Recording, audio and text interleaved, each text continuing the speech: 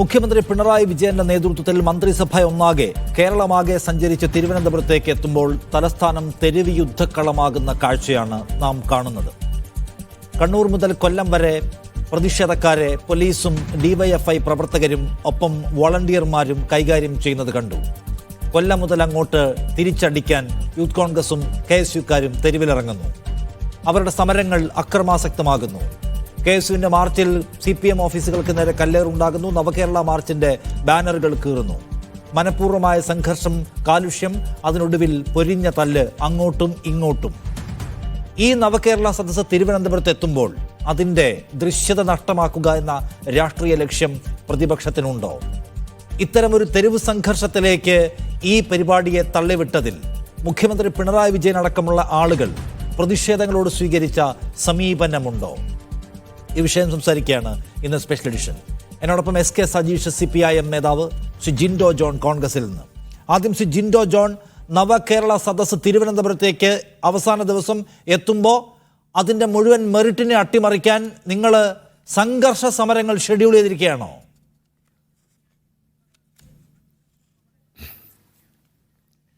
നിഷാദെ, ഞങ്ങൾ സംഘർഷ സമരങ്ങൾ ഷെഡ്യൂൾ ചെയ്തിരിക്കുന്നു എങ്ങനെയാണ് പറയാൻ പറ്റുക? ഞങ്ങൾ ഒരു സംഘർഷവും ഉണ്ടാക്കിയില്ല. ഈ നവകേരള സദസ്സ് തുടങ്ങിയ സമയത്ത് തന്നെ UDFും കോൺഗ്രസും ഇതിനെതിരെയായിട്ടുള്ള ശക്തമായിട്ടുള്ള എതിർപ്പ് പറഞ്ഞിട്ടുണ്ട്. കേരളത്തിൻ്റെ പൊതു ഖജനാവിൽ നിന്ന് ഇത്രത്തോളം ദൂർത്ത് നടത്തിക്കൊണ്ട് ഈ രാഷ്ട്രീയ പ്രചരണ പരിപാടി നടത്തരുത് എന്ന് ഞങ്ങൾ പറഞ്ഞു. പക്ഷേ ഒരിക്കൽ പോലും ഞങ്ങൾ ഇതിനെ തടയാനോ മറ്റൊരു രീതിയിലും ശ്രമിച്ചിട്ടില്ല. പക്ഷേ കാസർഗോഡ് നിന്ന് കല്യാശ്ശേരി എത്തുന്നവരെ യാതൊരു പ്രശ്നവും ഉണ്ടായിട്ടില്ല. കല്യാശ്ശേരിയിൽ എത്തുമ്പോൾ യൂത്ത് കോൺഗ്രസിൻ്റെ ചെറുപ്പക്കാരെ കരുതൽ തടങ്കലിൽ വയ്ക്കുക, നാട്ടിൽ കറുപ്പിടുന്നവരെ മുഴുവൻ കരുതൽ തടങ്കലിൽ വയ്ക്കുന്ന ഒരു സർക്കാർ ചെറുപ്പക്കാരെ കരുതൽ തടങ്കലിൽ വെച്ചപ്പോൾ അതിനോടുള്ള പ്രതിഷേധത്തിന്റെ ഭാഗമായിട്ട് യൂത്ത് കോൺഗ്രസുകാരും KSUക്കാരും കരിങ്കൊടി ഉയർത്തി മുഖ്യമന്ത്രിക്കെതിരെ പ്രതിഷേധിച്ചു. വഴിവക്കിൽ നിന്ന് പ്രതിഷേധിച്ച ആളുകളെ DYFIക്കാർ തല ചെടിച്ചട്ടി കൊണ്ടും അല്ലെങ്കിൽ ഹെൽമെറ്റ് കൊണ്ടും കുറുവടി കൊണ്ടും അടിച്ചു പൊട്ടിക്കാൻ നോക്കിയപ്പോൾ അതിന് ജീവൻ രക്ഷാ മാതൃകയാണ്. ഈ മാതൃക ഇനിയും തുടരണം എന്ന് കേരളത്തിൻ്റെ മുഖ്യമന്ത്രി, ആഭ്യന്തര വകുപ്പ് മന്ത്രി പറയുകയാണ്. അവിടെ നിന്ന് തുടങ്ങിയാണ് യൂത്ത് കോൺഗ്രസ് ഇതിനെതിരെയുള്ള സമരം നടന്നത്. അപ്പോൾ പോലും ഞങ്ങൾ ഇതിനെ വേറൊരു രീതിയിലേക്ക്, അക്രമ സമരങ്ങളിലേക്ക് പോകാൻ ഞങ്ങൾ ആഗ്രഹിച്ചു. ഞങ്ങളുടെ മുഖ്യമന്ത്രിക്കെതിരെയുള്ള പ്രതിഷേധം, ഞങ്ങൾ യൂത്ത് കോൺഗ്രസ്സുകാരടക്കം നികുതി കൊടുക്കുന്ന പണത്തിൽ നിന്നാണ് ഇദ്ദേഹത്തിന് സർവ്വ സൗകര്യങ്ങളും സന്നാഹങ്ങളോടുകൂടി ഈ പരിപാടികളൊക്കെ സംഘടിപ്പിച്ച് പോകാൻ പറ്റുന്നത്. സ്വാഭാവികമായിട്ടും ഞങ്ങളുടെ നിന്ന് അടക്കം നികുതി പണം വാങ്ങിക്കൊണ്ട് 2 രൂപ അധികം പെട്രോളിയം സെസ് വാങ്ങിക്കൊണ്ട് ക്ഷേമ പെൻഷൻ കൊടുക്കാൻ എന്നുള്ള വ്യാജന വാങ്ങിക്കൊണ്ട് അത് കൊടുക്കാതെ 5-ാം മാസത്തിലേക്ക് കടക്കുമ്പോൾ ഈ സർക്കാർ ദൂർത്ത് നടത്തിയ ഒരു യാത്ര നടത്തുമ്പോൾ അതിനെതിരെ പ്രതിഷേധിക്കാനുള്ള അവകാശം ആരോപണം ഉയർത്തിക്കൊണ്ടാണ് നിങ്ങൾ കല്യാശ്ശേരി മുതൽ കൊല്ലം വരെ കരിങ്കൊടി കാണിക്കുന്നത്. തർക്കമില്ല. പക്ഷെ ആ കരിങ്കൊടി സമരത്തെ പോലീസ് നേരിട്ടപ്പോഴും DYFIക്കാർ നേരിട്ടപ്പോഴും വാർത്താ സമ്മേളനങ്ങളിൽ ഒതുങ്ങിയിട്ടുണ്ട് നിങ്ങളുടെ പ്രതികരണം. പക്ഷെ കൊല്ലത്ത് നിന്ന് അങ്ങോട്ടുള്ള സഞ്ചാരത്തിൽ നിങ്ങൾ നേരിട്ടിറങ്ങി കളം പിടിക്കുന്നു. നിങ്ങൾ അവരുടെ സമ്മേളനങ്ങളുടെ പോസ്റ്ററുകൾ തകർക്കുന്നു, പാർട്ടി ഓഫീസുകൾക്ക് നേരെ കല്ലെറിയുന്നു, പോലീസിനെ നേരിടാൻ പുതിയ പുതിയ മാർഗങ്ങൾ അവലംബിക്കുന്നു. എന്ന് വെച്ചാൽ തിരുവനന്തപുരത്ത് ഈ യാത്ര പ്രൗഢഗംഭീരമായി അവസാനിക്കരുത്, ജനങ്ങളുടെ ദൃഷ്ടിയും മാധ്യമങ്ങളുടെ ശ്രദ്ധയും തെരുവിലേക്കാണ് വരേണ്ടത് എന്ന് ആലോചിച്ചുറപ്പിച്ചതുപോലെ തോന്നുന്നുണ്ട്. ഇതുവരെ ഇല്ലാത്ത ഒരു സ്ട്രാറ്റജി എടുക്കുന്നു നിങ്ങൾ.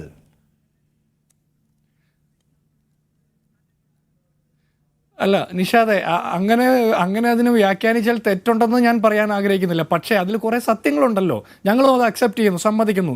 ഇതൊരു സർക്കാർ പരിപാടി ആയിരുന്നെങ്കിൽ MV ഗോവിന്ദനും EP ജയരാജനും PK ശ്രീമതി എങ്ങനെ ഇതിൻ്റെ ഉദ്ഘാടന വേദിയിൽ വരിക? ഞങ്ങൾ ആദ്യം മുതൽ ഇതൊരു സർക്കാർ പരിപാടിയല്ല, പാർട്ടി പരിപാടിയാണെന്ന് പറഞ്ഞു. അപ്പോൾ ഇതൊരു സർക്കാർ പരിപാടിയാണെന്ന് ഇവർ തന്നെയാണ് പറഞ്ഞുകൊണ്ടിരുന്നത്. സർക്കാർ പരിപാടിയാണെങ്കിൽ സർക്കാരിന് നികുതി കൊടുക്കുന്ന ഓരോ നികുതിദായകനും ഈ സർക്കാരിനെതിരെ പ്രതിഷേധിക്കാനുള്ള അവകാശമുണ്ട്. ഞങ്ങളുടെ പ്രതിഷേധ സമരത്തെ പോലീസ് അടിച്ചമർത്തതെന്ന് ഞങ്ങൾക്ക് മനസ്സിലാക്കാം. പക്ഷേ PSC റാങ്ക് ലിസ്റ്റിൽ ജോലി കിട്ടാത്ത ഗുണ്ടകളായിട്ടുള്ള, ക്രിമിനലുകളായിട്ടുള്ള, പോലീസിൽ ചേരാൻ പറ്റാത്തതിൻ്റെ സങ്കടം തീർക്കാൻ വരുന്ന DYFIക്കാർ എന്തുകൊണ്ടാണ് യൂത്ത് കോൺഗ്രസ്സുകാരെ ആക്രമിക്കുന്നത് ഞങ്ങൾക്ക് മനസ്സിലാകുന്നില്ല. സർക്കാരിന് സംരക്ഷണം കൊടുക്കാനായിട്ട് പോലീസ് DYFIക്കാരെ കൊട്ടേഷൻ കൊടുത്ത് ഏൽപ്പിച്ചിട്ടുണ്ട്.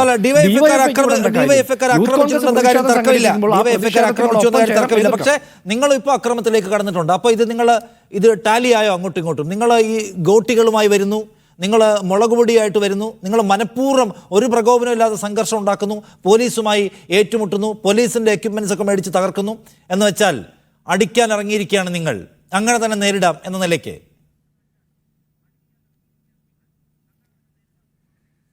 നിഷാദെ, അതിനെ അങ്ങനെ കാണല്ലേ. ഇപ്പോൾ നമ്മൾ ഇന്ന് കണ്ട ഒരു വാർത്തയുണ്ട്.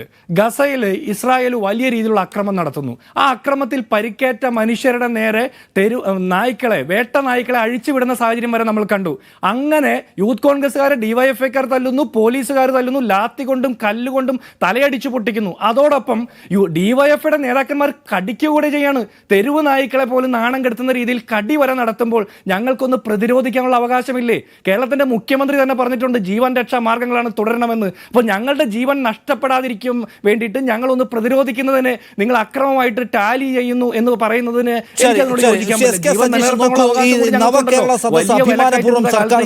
ഒരു പരിപാടിയാണ്. ആ പരിപാടി കേരളം മുഴുവൻ സഞ്ചരിച്ച് തിരുവനന്തപുരത്തേക്ക് എത്തുമ്പോൾ നോക്കൂ, കേരളത്തിന്റെ തെരുവുകൾ മുഴുവൻ സംഘർഷ ഭൂമികയാണ്. എന്ന് വെച്ചാൽ ക്രമസമാധാന നഷ്ടം, എന്തെല്ലാം തരത്തിലുള്ള അക്രമങ്ങളാണ് നടക്കുന്നത്.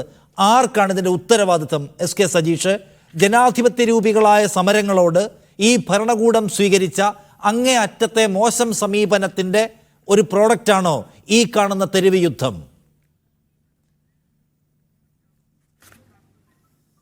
അങ്ങേയറ്റത്തെ ജനാധിപത്യപരമായ സമീപനത്തിലൂടെയാണ് കേരളത്തിലെ സർക്കാർ മന്ത്രിസഭയാകെ ജനങ്ങളോടൊപ്പം എത്തിച്ചേരുന്നത്.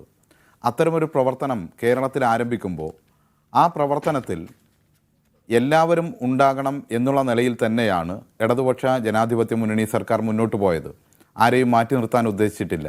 പക്ഷേ കേരളത്തിലൊരു പ്രത്യേകതയുണ്ട്. കേരളത്തിലെ പ്രതിപക്ഷ നേതാവും കേരളത്തിലെ കോൺഗ്രസിനെ നയിക്കുന്ന ശ്രീ സുധാകരനുമെല്ലാം ഒരു പ്രത്യേക നിലയിൽ കാര്യങ്ങളെ കാണുകയും ഈ ഗവൺമെൻറ്റിനെയും കേരളത്തെയും തന്നെ അവമതിക്കുന്നതിൽ ആനന്ദം കണ്ടെത്തുകയും ചെയ്യുന്ന ഒരു കൂട്ടരാണ്. അതിൻ്റെ ഭാഗമായി അവർ കരുതിയത് അവർ ഒരു ആഹ്വാനം നൽകിയാൽ ആ ആഹ്വാനത്തിൻ്റെ ഭാഗമായി കേരളത്തിലെ ജനങ്ങൾ ഈ നവകേരള സദസ്സിനെ സ്വീകരിക്കില്ല എന്നായിരുന്നു. എന്നാൽ അത് മഞ്ചേശ്വരത്തു നിന്ന് തന്നെ തങ്ങളുടെ ആഹ്വാനത്തിനെല്ലാം പുല്ലുവിലയാണ് കേരളത്തിലെ ജനങ്ങൾ കൽപ്പിക്കുന്നത് എന്ന് അവർക്ക് മനസ്സിലായി. 10,000-കണക്കിന് ആളുകൾ ഒഴുകിയെത്തി. ഇപ്പോൾ തിരുവനന്തപുരത്തേക്ക് നവകേരള സദസ്സ് എത്തുമ്പോൾ അതിൻ്റെ ഭാഗമായി കേരളത്തിൽ ദശലക്ഷക്കണക്കിന് ആളുകളാണ് ആ പരിപാടിയിൽ പങ്കെടുക്കുന്ന നിലയിലേക്ക് മാറിയത്. ഇവരുടെ ആഹ്വാനം കേട്ട് ആളുകൾ ഇരുന്നു എന്നാണോ ഇവർ കരുതിയത്? എത്രയെത്ര, ഞാൻ വിശദമായ കാര്യങ്ങളിലേക്ക് പോകുന്നില്ല. ഇപ്പം മുസ്ലിം ലീഗിൻ്റെ ഒരു മുൻ ദേശീയ നേതാവ് തന്നെ മഞ്ചേശ്വരത്ത് കാസർഗോഡ് പരിപാടിയിൽ ഇവരുടെ ആഹ്വാനം ലംഘിച്ചു വന്നു.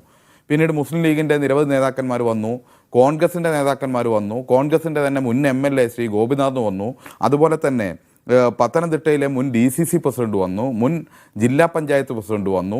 ഇപ്പോൾ നെടുമങ്ങാടെത്തുമ്പോൾ ഇവിടെയുള്ള നഗരസഭാ കൗൺസിലർ, ഇവരുടെ കൂടെ ഇന്നലെ വരെ ഉണ്ടായിരുന്നയാളാണ്, അദ്ദേഹം ബിനു എന്ന് പറയുന്ന കൗൺസിലർ ഈ പരിപാടിയിൽ പങ്കെടുക്കുന്നു. ഇങ്ങനെ ഇവരുടെ ആഹ്വാനത്തിന് പുല്ലുവില നൽകിക്കൊണ്ട് ബഹുജനങ്ങളാകെ ഇവരുടെ കൂട്ടത്തിലുൾപ്പെടെയുള്ള ഇവർ സസ്പെൻഡ് ചെയ്യും, എതിർക്കും എന്നെല്ലാം ഭീഷണിപ്പെടുത്തിയിട്ട് അതിനെയൊന്നും വകവെക്കാതെ ബഹുജനങ്ങളാകെ വരുന്ന കാഴ്ച കാണുന്നു. ആ കാഴ്ച നിൽക്കുന്ന സമയത്ത് കേരളത്തിലെ യൂത്ത് കോൺഗ്രസിന് ചില പ്രശ്നങ്ങളുണ്ട്. യൂത്ത് കോൺഗ്രസിന് ഇപ്പോൾ വല്ലാതെ സമൂഹത്തിൻ്റെ മുന്നിലേക്ക് വരാൻ കഴിയുന്ന ഒരു അവസ്ഥയല്ലല്ലോ ഉള്ളത്. ഇപ്പോൾ നോക്കൂ, ദേശീയ തെരഞ്ഞെടുപ്പ് കമ്മീഷൻ നിർദ്ദേശപ്രകാരമാണ് 2 ലക്ഷത്തോളം വ്യാജ ID card, election ID card നിർമ്മിച്ചു എന്നുള്ളതാണ് പ്രശ്നം. അല്ലാതെ ഇവർ തെരഞ്ഞെടുപ്പ് നടക്കുമ്പോൾ നേരത്തെ നമ്മൾ പറഞ്ഞ പോലെ അവിടെ മലപ്പുറത്ത് ഒരു മണ്ഡലം പ്രസിഡന്റിനെ കാണാനില്ല, ഇപ്പോഴും കിട്ടിയിട്ടില്ല, നമുക്ക് പ്രശ്നമല്ല. എറണാകുളത്ത് ഇവർ ഒരു പ്രസിഡന്റിനെ തെരഞ്ഞെടുത്തപ്പോൾ അയാൾ ഒരു കൊലപാതക ശ്രമ കേസിൽ പ്രതിയാണ്, ഒരു പണത്തട്ടിപ്പുമായി ബന്ധപ്പെട്ട്, അതുകൊണ്ട് ആക്കാൻ കഴിഞ്ഞില്ല, നമ്മുടെ പ്രശ്നമല്ല. തിരുവനന്തപുരത്ത് മറ്റൊരിടത്ത് ഇവരുടെ പ്രസിഡന്റായി തെരഞ്ഞെടുത്തയാൾ 3 മാസം മുമ്പേ BJP-യിലേക്ക് പോയിരുന്നു, നമുക്ക് പ്രശ്നമല്ല. പക്ഷേ കേരളത്തിൻ്റെ അല്ലെങ്കിൽ രാജ്യത്തിൻ്റെ തെരഞ്ഞെടുപ്പിൽ ഉപയോഗിക്കുന്ന ഇലക്ഷൻ ID കാർഡ് വ്യാജമായി നിർമ്മിച്ചു എന്നതിൻ്റെ പേരിൽ ഒരു സംഘടനയാകെ പ്രതിക്കൂട്ടിൽ നിൽക്കുമ്പോൾ ആ സംഘടനയാണ് നമ്മുടെ പഴയ ജൂനിയർ മാൻഡ്രേക്ക് സിനിമയിലെ പോലെ തങ്ങൾ ഏതായാലും ജയിലിൽ പോകാൻ വേണ്ടി പോവുകയാണ്. ഇതിൻ്റെ സംസ്ഥാന പ്രസിഡന്റായി തെരഞ്ഞെടുപ്പ് വ്യാജൻ ഉൾപ്പെടെയുള്ള ആളുകൾ ജയിലിലേക്ക് പോകാൻ വേണ്ടി പോവുകയാണ്. അപ്പോൾ അതുകൊണ്ട് മുൻകൂറായി മറ്റു ചില കാരണങ്ങൾ ഉണ്ടാക്കി ജയിലിലേക്ക് പോകാം എന്നുള്ള രീതിയിൽ സ്വമേധയാ റോട്ടിൽ കിടന്ന് ജയിലിൽ പോകാൻ വേണ്ടി കാണിക്കുന്നത് പോലെ ഉള്ള പ്രകടനങ്ങളല്ലേ നടത്തിയത്. ഉടനീളം അത്തരം പ്രവർത്തനങ്ങൾ നടക്കുന്ന ഈ അക്രമ സംഭവങ്ങളെ ജീവൻ രക്ഷാ പരിപാടി എന്ന് വിളിച്ചത് മുഖ്യമന്ത്രിയാണ്. നോക്കൂ എസ് കെ സജീഷ്, ഇന്നിപ്പോൾ മുഖ്യമന്ത്രി പറയുന്നു ഗോട്ടികളുമായി ഒന്ന് പോലീസിനെ ആക്രമിച്ചുവെന്ന്. എന്ന് വെച്ചാൽ തെരുവിൽ നടക്കുന്നത് എന്താണെന്ന് മുഖ്യമന്ത്രി മനസ്സിലാക്കുന്നുണ്ട്. ഗോട്ടികളെക്കുറിച്ച് വരെ അദ്ദേഹത്തിന് വിവരം കിട്ടിയിരിക്കുന്നു. അതേസമയം അദ്ദേഹത്തിൻ്റെ ഗൺമാൻ യൂത്ത് കോൺഗ്രസ്സുകാരെ പരിധി ലംഘിച്ചും മർദ്ദിച്ചതിനെക്കുറിച്ച് ചോദിച്ചാൽ അദ്ദേഹം അത് കണ്ടിട്ടില്ല. ജീവൻ രക്ഷാസേന എന്ന് വിളിക്കപ്പെട്ട ആളുകൾ ചെടിച്ചട്ടി കൊണ്ടും ഹെൽമറ്റ് കൊണ്ടും ആളുകളുടെ തലക്കടിക്കുന്നതിനെക്കുറിച്ച് ചോദിച്ചാൽ അത് കണ്ടിട്ടില്ല. മറിച്ച് KSUക്കാരുടെ ഗോട്ടി അദ്ദേഹം കണ്ടു, മുളകുപൊടി അദ്ദേഹം കണ്ടിട്ടുണ്ട്. ഈ വിവേചന സമീപനത്തിൽ പ്രശ്നം ഉണ്ടായിട്ടില്ലേ? എന്ന് വെച്ചാൽ ഈ അക്രമം ശരിയല്ല എന്ന് പറയാതിരിക്കുക, ഈ സമരം ജനാധിപത്യപരമാണ് നടത്തിക്കോട്ടെ എന്ന നിലപാട് സ്വീകരിക്കാതിരിക്കുക, അതല്ലേ ഈ സംഘർഷത്തിലേക്ക് സത്യത്തിൽ കാര്യങ്ങളെ എത്തിച്ചത്? ഒരു കാര്യം, ഇവിടെ ഇവരെ സംബന്ധിച്ചിടത്തോളമുള്ള ഏറ്റവും വലിയ അവർക്ക് കിട്ടുന്ന ആനുകൂല്യം എന്ന് പറയുന്നത് എന്താണ്? കേരളത്തിലെ ഒരു കൂട്ടം മാധ്യമം, ആ മാധ്യമങ്ങളെല്ലാം തന്നെ ഇടതുപക്ഷത്തിനെതിരായി എന്തും ചെയ്യുമെന്നുള്ള രീതിയിൽ പ്രവർത്തിക്കുന്നവരാണ്. അതിൻ്റെ ഭാഗമായിട്ടാണ് ഈ നവകേരള സദസ്സ് ആരംഭിക്കുമ്പോൾ തന്നെ ഒരു മാധ്യമപ്രവർത്തകൻ പറയുകയാണ്, ഈ ബസ് ഒന്ന് നിർത്തിയപ്പോൾ ഇതാ ബസ് കേടായിരിക്കുന്നു എന്ന് വിളിച്ച് പറയുകയാണ്. അപ്പോൾ മന്ത്രി ശ്രീ P. രാജീവ് പുറത്തേക്ക് ഇറങ്ങി വന്ന്, സുഹൃത്തെ ബസ് കേടായതല്ല, ഞങ്ങൾ ഈ ദേശീയപാതയുടെ വികസന പ്രവർത്തനങ്ങൾ പൂർത്തീകരിച്ചത് കണ്ടതൊന്ന് നിർത്തിയതാണ് എന്ന് പറഞ്ഞ് സ്വയം ഇളിഭ്യരായി നിൽക്കുന്ന ആളുകളെ നമ്മൾ കണ്ടിട്ടുണ്ട്. ആ കൂട്ടത്തിൽപ്പെട്ട കുറേ ആളുകളുടെ നിരന്തരമായ സംരക്ഷണം ഇവർക്ക് ലഭിക്കുന്നുണ്ട് എന്നുള്ളതാണ് പ്രശ്നം. കേരളത്തിൽ ഇപ്പോൾ നടത്തിക്കൊണ്ടിരിക്കുന്ന ഈ സമരങ്ങൾ ഒരു ജനാധിപത്യപരമായ സമരമാണോ? നമ്മൾ കാണേണ്ടത് മണിക്കൂറുകളോളം പ്രശ്നമുണ്ടാക്കാൻ വേണ്ടി ശ്രമിച്ചു, മുളകുപൊടിയുമായി സമരത്തിന് വരുന്നു, ആയുധങ്ങളുമായി സമരത്തിന് വരുന്നു. ഇങ്ങനെ ഒരു രീതി ഉണ്ടായിട്ടുണ്ടോ? എന്നിട്ട് ഇവിടെയുള്ള മാധ്യമങ്ങൾ ഇതാ ഇവർക്ക് പോലീസ് മർദ്ദനമേറ്റിരുന്നു. ഇതാണോ കേരളത്തിൻ്റെ ചരിത്രം? നിഷാദ് ഉൾപ്പെടെ ഏറെ കാലത്തെ മാധ്യമപ്രവർത്തന പരിചയമുണ്ടല്ലോ. എങ്ങനെയായിരുന്നു UDFൻ്റെ കാലത്തെല്ലാം സമരങ്ങളെ കൈകാര്യം ചെയ്തത്? ഉമ്മൻചാണ്ടിയെ കരിങ്കൊടി കാണിച്ചു എന്നതിൻ്റെ പേരിൽ നിങ്ങൾക്കറിയാമല്ലോ, ഒരു ചെറുപ്പക്കാരൻ്റെ ജനനേന്ദ്രിയം പിടിച്ചുടച്ച് കളഞ്ഞ അവസ്ഥ കേരളത്തിലുണ്ടായിരുന്നു. രാജ്യത്തൊരിടത്തും ഉണ്ടാകാത്ത രീതിയിലാണ്. ഇവിടെ ലാത്തി ചാർജ് ഉണ്ടായി എന്നാണ് പറയുന്നത്. ഇലക്ട്രിക് ബാറ്റൺ നിഷാദ് മറന്നുപോയോ? കേരളത്തിലുണ്ടോ ഇപ്പോൾ അത്? ഇന്ത്യയിൽ ആദ്യമായി കണ്ണൂരിലാണ് വിദ്യാർത്ഥികളുടെ ഗുഹ്യഭാഗത്ത് ഇലക്ട്രിക് ബാറ്റൺ പ്രയോഗിച്ചു. ഓർമ്മയില്ലേ? എന്തെല്ലാമാണ് ചെയ്തത്? വിദ്യാർത്ഥിനികൾ ഉൾപ്പെടെയുള്ള ആളുകളെ ഗ്രനേഡ് എറിഞ്ഞ് കാലുകൾ തകർത്ത് കളഞ്ഞു. ഈ തിരുവനന്തപുരത്ത് ഒരു പെൺകുട്ടിയുടെ 2 കാലും തകർത്ത് ആ പെൺകുട്ടി അവസാനം യൂണിവേഴ്സിറ്റിയിൽ പരീക്ഷ എഴുതാൻ വേണ്ടി പോയ സ്ട്രക്ചറിലാണ്. ആ പരീക്ഷ എഴുതാൻ വേണ്ടി പോയി ആ പരീക്ഷയിൽ യൂണിവേഴ്സിറ്റിയിൽ 1ാം റാങ്ക് നേടിയ കുട്ടി. ഇതെല്ലാം നമ്മുടെ മുന്നിലുള്ള അനുഭവമാണ്. ബ്രൂട്ടാലിറ്റി എന്ന് പറയുന്ന ഒരു രീതി ഉണ്ടായിരുന്നു ഇവരുടെ കാലത്തല്ലേ. ഞാൻ വിശദാംശങ്ങളിലേക്കൊന്നും പോകുന്നില്ല, ചരിത്രത്തിലേക്ക് പോയാൽ പറയാൻ ഏറെയുണ്ട്. പോലീസ് സമരങ്ങൾക്ക് നേരെ നടത്തിയിട്ടുള്ള അട്രോസിറ്റീസിനെ കുറിച്ച് പറയുന്നതിൽ എനിക്ക് തർക്കമില്ല, അതില്ലാത്തതുമല്ല. പക്ഷെ നോക്കൂ, ഇവർ നടത്തുന്ന സമരം, ആ സമരത്തിന്റെ കോസിനെ കുറിച്ച് നിങ്ങൾക്ക് തർക്കമുണ്ട്. ഈ സമരം അർത്ഥശൂന്യമാണ്, അവരുടെ ഇമേജ് ഷിഫ്റ്റ് ചെയ്യാനുള്ള പരിപാടിയാണെന്നൊക്കെ നിങ്ങൾക്ക് പറയാം. പക്ഷെ സമരം നടത്താൻ അവർക്ക് റൈറ്റ് ഉണ്ട്. ആ സമരത്തെ എങ്ങനെയാണ് കൈകാര്യം ചെയ്യുന്നത്? പോലീസ് ആ സമരക്കാരെ തടയുന്നു, തടഞ്ഞു വെക്കുന്ന സമരക്കാരെ വോളണ്ടിയേഴ്സും നാട്ടിലെ DYFIക്കാരും വന്ന് മാരകമായി മർദ്ദിക്കുന്നു.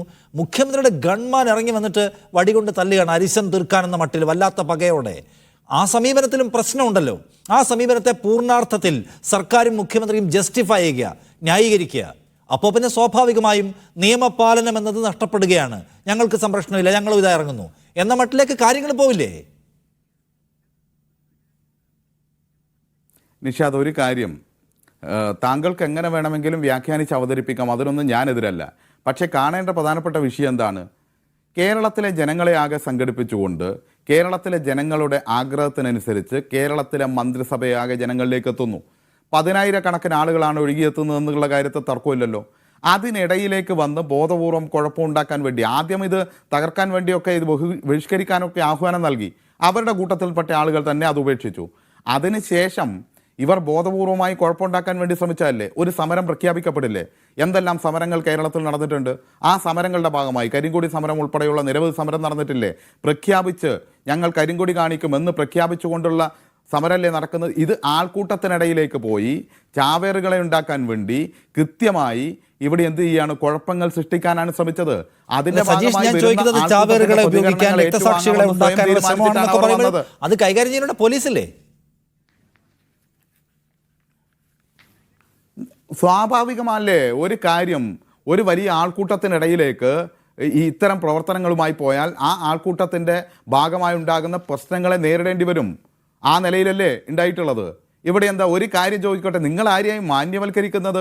ഞാൻ മാന്യവൽക്കരിക്കല്ല. സമരത്തോടുള്ള സമീപനം, സമരം ചെയ്യുന്ന ക്രിമിനലുകളാണെങ്കിലും ഗുണ്ടകളാണെങ്കിലും അത് കൈകാര്യം ചെയ്യേണ്ട പോലീസല്ലേ ചോദിക്കുകയാണ് ഞാൻ. നിങ്ങൾ കരിങ്കൊടി സമരം നടത്തുകയും നിങ്ങൾക്കെതിരെ പോലീസിന്റെ അട്രോസിറ്റീസിനെ കുറിച്ചും സജീഷ് പറഞ്ഞു. നാട്ടുകാർ നിങ്ങളെ കൈകാര്യം ചെയ്ത അനുഭവം ഉണ്ടായിട്ടുണ്ടോ? ഇല്ല. ഈ നിങ്ങൾക്കെതിരായി നടക്കുന്ന സമരങ്ങളിൽ മാത്രം എവിടെ നിന്നോ കുറെ നാട്ടുകാർ വരികയാണ്. ആരാണ് ഈ നാട്ടുകാർ? ഇല്ലേ? അല്ല, അതെന്തേ താങ്കൾ അങ്ങനെ പറഞ്ഞ ഇല്ല എന്ന്? മാധ്യമപ്രവർത്തകൻ എന്നുള്ള നിലയ്ക്ക് താങ്കൾക്ക് ഓർമ്മയൊന്നുമില്ലേ? താങ്കളുടെ ഓർമ്മയിൽ നിന്ന് വിട്ടുപോയായിരിക്കും. അതുകൊണ്ട് താങ്കളെ കുറ്റപ്പെടുത്തുന്നൊന്നുമില്ല. ഉമ്മൻചാണ്ടിയുടെ കാലത്ത് പെൺകുട്ടികൾ ഉൾപ്പെടെ INTUC-കാർ അതിക്രൂരമായിട്ട് തിരുവനന്തപുരത്ത് ഉൾപ്പെടെ എറണാകുളത്ത് ഉൾപ്പെടെ മർദ്ദിച്ച ഓർമ്മയില്ലായിരുന്നോ? അത് INTUC-കാർ ഇതെന്താ നാട്ടുകാർ പ്രശ്നം അറിയോ? മർദ്ദിക്കാൻ. ഏകപക്ഷീയമായ നാട്ടുകാർ മർദ്ദിച്ചിട്ടുണ്ടോ? ഇല്ല. അവിടെ INTUC-കാരെങ്കിലും ഇവിടെയുള്ളതാരാണ് DYFI-ക്കാർ. അങ്ങനെ സമ്മതിക്കുന്നുണ്ടോ സജീഷ്? എവിടെ വളണ്ടിയർമാരായിട്ടുള്ള ആളുകൾ. അതുപോലെ തന്നെ ഒരു കാര്യം മനസ്സിലാക്കേണ്ടത്, DYFI ഒക്കെ തീരുമാനിച്ച് ഇത്തരത്തിൽ ഇവരെ നേരിടാൻ വേണ്ടി ഇറങ്ങിയാൽ ഇതാണോ അവസ്ഥ? 10,000 കണക്കിന് ആൾ വരില്ലേ? ഇവർക്ക് വല്ലതും ചെയ്യാൻ വേണ്ടി പറ്റുമോ? ഉള്ള അനുഭവം പറയാം. ശ്രീ ഉമ്മൻചാണ്ടി കേരളത്തിൻ്റെ മുഖ്യമന്ത്രി ആയിരിക്കുന്ന സമയത്ത് കോഴിക്കോട് മിൽമ പ്ലാന്റിൻ്റെ ഉദ്ഘാടനത്തിന് അദ്ദേഹം വരുമെന്ന് തീരുമാനിച്ചു. DYFI മുൻകൂട്ടി പ്രഖ്യാപിച്ചു കരിങ്കൊടി കാണിക്കുമെന്ന്. ഉമ്മൻചാണ്ടി ഉദ്ഘാടനം ചെയ്തിട്ടില്ല. ഉമ്മൻചാണ്ടിക്ക് ഉദ്ഘാടനം ചെയ്യാൻ വേണ്ടി കഴിഞ്ഞിട്ടില്ല. അതാണ് സംഘടനയുടെ സമരക്കരുത്ത് എന്ന് പറഞ്ഞാൽ നേരത്തെ പ്രഖ്യാപിച്ചിട്ടാണ്. അല്ലാതെ ഉമ്മൻചാണ്ടി വരുന്ന വഴിയിൽ മറ്റേതെങ്കിലും രീതിയിലുള്ള പ്രവർത്തനത്തിന് പോയതല്ല, പ്രഖ്യാപിക്കാതെ പോയതല്ല. കൃത്യമായി ഇവിടെ ലക്ഷക്കണക്കിന് അതെ അത് പ്രഖ്യാപിച്ചിട്ട് തന്നെയാണ് എല്ലാ സമരങ്ങളും നടത്തിയിട്ടുള്ളത്. പ്രഖ്യാപിതമായ സമരങ്ങളാണ് നടത്തുക. ഇവിടെ കേരളത്തിൽ കോൺഗ്രസിൻ്റെ നേതൃത്വത്തിലിരിക്കുന്ന ആളുകൾക്ക് ചില പ്രത്യേകമായ മാനസികാവസ്ഥയുണ്ട്. അതിൻ്റെ ഭാഗമായിട്ടാണല്ലോ ഇപ്പോൾ ശ്രീ സുധാകരൻ അദ്ദേഹത്തിൻ്റെ സംഭാഷണം ഇവർക്ക് മറച്ചു വെക്കേണ്ടതുണ്ട്. ഗവർണറെയും BJP-യെയും RSS-നെയും ന്യായീകരിക്കാൻ തുടങ്ങിയിട്ട് കുറേ നാളായി. അതിനെ മറച്ചു വെക്കാൻ വേണ്ടിയിട്ടുള്ള പ്രവർത്തനങ്ങൾ നടത്തുക, ഇതെല്ലാണല്ലോ കേരളത്തിൽ നടത്തിക്കൊണ്ടിരിക്കുന്നത്. പിന്നെ കാണേണ്ടത് എന്താണ്? ഇവരിപ്പോൾ ഇതിനെയൊക്കെ എതിർക്കാൻ വേണ്ടി ഇവിടെ കോൺഗ്രസിൻ്റെ വക്താവ് കൂടി പറയുകയാണ് ഇവിടെ മറ്റ് ജനകീയ പ്രശ്നങ്ങൾ. എന്താണ് കേരളത്തിൽ കഴിഞ്ഞ 7 വർഷമായി നടന്നുകൊണ്ടിരിക്കുന്ന പ്രധാനപ്പെട്ട കാര്യം? അതിൻ്റെ മുമ്പേയുള്ള 5 വർഷം കേരളം ഭരിച്ച UDF തകർത്ത കേരളത്തെ പുനരുദ്ധരിക്കുകയാണ് ഇപ്പോൾ കേരളത്തിൽ നടന്നുകൊണ്ടിരിക്കുന്നത്. എന്തായിരുന്നു കേരളത്തിൻ്റെ വിദ്യാഭ്യാസ മേഖലയുടെ അവസ്ഥ? എന്തുകൊണ്ടാണ് സമരം ചെയ്യേണ്ടി വന്നത്? 5000-ലധികം സ്കൂളുകൾ പൂട്ടാൻ വേണ്ടി തീരുമാനിച്ചു. കുട്ടികൾക്ക് പഠിക്കാൻ കഴിയാത്ത അവസ്ഥ, പാഠപുസ്തകമില്ല, ഫോട്ടോസ്റ്റാറ്റ് എടുക്കണം. അതാണോ ഇന്നത്തെ കേരളത്തിൻ്റെ അവസ്ഥ? ആരോഗ്യ മേഖല എങ്ങനെയായിരുന്നു UDF-ൻ്റെ കാലത്ത്? ആ ആരോഗ്യ മേഖലയെ മാറ്റിയെടുത്തു. ഇന്ന് ഇന്ത്യയിൽ ഏറ്റവും കൂടുതൽ സൗജന്യ ചികിത്സ നൽകുന്ന സംസ്ഥാനം കേരളമാണ്. എല്ലാ മേഖലയിലും മുന്നേറ്റമുണ്ടായി. പവർ കട്ടും ലോഡ് ഷെഡിങ്ങുമായിട്ട് എല്ലാ കാലത്തും വൈദ്യുതി ഇല്ലാത്ത കേരളം ഇതായിരുന്നില്ലേ UDF ഭരിക്കുമ്പോൾ? കഴിഞ്ഞ 7 വർഷമായി അതില്ലല്ലോ. ഇങ്ങനെ ഓരോരോ മേഖലയിലും പെൻഷൻ്റെ കാര്യം ഇവിടെ എടുത്തു പറയുകയാണ് കോൺഗ്രസിൻ്റെ സുഹൃത്ത്. ലേശം ഉളുപ്പ് എന്ന് പറയുന്ന സാധനം വേണമെന്നേ പറയാനുള്ളൂ. എത്രയായി? 1400 കോടി രൂപയാണ് കുടിശ്ശികയാക്കി വെച്ച പോയത്. 18 മാസക്കാലത്തെ കുടിശ്ശിക. എത്രയായിരുന്നു ഇവർ പെൻഷൻ കൊടുത്തത്? പെൻഷൻ എന്ന കാര്യത്തെ തന്നെ അട്ടിമറിച്ച് പോയവരാണ്. എന്നിട്ടിപ്പോൾ പെൻഷനെ കുറിച്ച് പറയുകയാണ്. ഇവിടെ എന്താണ് ജനങ്ങളുമായി നവകേരള സദസ്സ് സംവദിച്ചുകൊണ്ടിരിക്കുന്നത്? കേരളം എന്ന് പറയുന്ന ഒരു സംസ്ഥാനം ഇന്ത്യയിൽ വ്യത്യസ്തമായി നിൽക്കുന്നു. കുതന്ത്രങ്ങളിലൂടെയും കുപ്രചരണങ്ങളിലൂടെയും മറ്റ് കുതിരക്കച്ചവടത്തിലൂടെയും സ്വന്തമാക്കാൻ കഴിയാത്ത മതനിരപേക്ഷതയുടെ അഭിമാനബോധം ഉയർത്തിപ്പിടിക്കുന്ന കേരളം, ആ കേരളത്തെ തകർക്കാൻ വേണ്ടി ശ്രമിക്കുകയാണ് കേന്ദ്ര സർക്കാർ. അത് ഈ കോൺഗ്രസ്സുകാർ കാണുന്നില്ല. അതല്ലേ പ്രശ്നം? അവർക്കിപ്പോഴും പ്രശ്നം എന്താണ്? രാമക്ഷേത്രം പണിയുമ്പോൾ അതിൽ ഞങ്ങളാണ് ആദ്യത്തെ കല്ലിട്ടതെന്ന് സ്ഥാപിക്കാൻ വേണ്ടി ഇപ്പോഴും നിലപാട് സ്വീകരിക്കുന്ന ദിഗ്വിജയ് സിംഗും അതുപോലെ തന്നെ കമൽനാഥും ഉൾപ്പെടെയുള്ള ദേശീയ നേതൃത്വം അതിനെ കേരളത്തിൽ മറക്കണം. അതല്ലല്ലോ കേരളത്തിൻ്റെ അവസ്ഥ. എന്താണ് കാണേണ്ടേ? കേരളത്തോട് കാണിക്കുന്ന അവഗണന എന്താണ്? നമ്മളെല്ലാവരോടുമല്ലേ നമുക്ക് ലഭിക്കേണ്ട പണമല്ലേ തരാതിരിക്കുന്നത്? കേരളത്തോട് ഈ കൊടി അവഗണന കാണിക്കുമ്പോൾ നമുക്ക് പറയണ്ടേ? കണക്ക് വെച്ച് പറയാൻ വേണ്ടി പറ്റണ്ടേ? ഒന്ന് നോക്കൂ. ഈ രാജ്യത്തിൻ്റെ GDP-യിലേക്ക് 4.6% സംഭാവന ചെയ്യുന്ന സംസ്ഥാനമാണ് കേരളം. എന്നാൽ വളരെ ചുരുങ്ങിയ ജനസംഖ്യ 2.8% ജനസംഖ്യയും 1.8% വരുന്ന ഭൂവിസ്തൃതിയേ ഉള്ളൂ. ഏറ്റവും കൂടുതൽ GDP-യിലേക്ക് സംഭാവന ചെയ്യുന്ന മഹാരാഷ്ട്രയെ വെച്ച് കണക്ക് വെച്ച് നോക്കുമ്പോൾ ജനങ്ങളുടെ എണ്ണവും അതുപോലെ തന്നെ ഭൂവിസ്തൃതിയും നോക്കിയാൽ ഇന്ത്യയിൽ ഏറ്റവും കൂടുതൽ GDP കോൺട്രിബ്യൂഷൻ നടത്തുന്ന സംഭാവന നൽകുന്ന കേരളത്തിന് 1.9% വിഹിതം തരുന്നത്. ഒറ്റ കോൺഗ്രസ്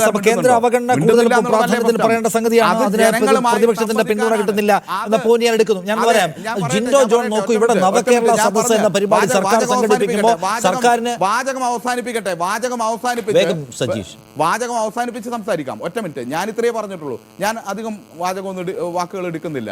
അതായത് ഇങ്ങനെ ഒരു കാലഘട്ടത്തിൽ UDF തകർത്ത് തരിപ്പണമാക്കിയ കേരളത്തെ ഇടതുപക്ഷ ജനാധിപത്യ മുന്നണി എല്ലാ മേഖലയിലും മെച്ചമായി രാജ്യത്തിന് മാതൃകയായി മുന്നോട്ട് കൊണ്ടുപോകുന്നു.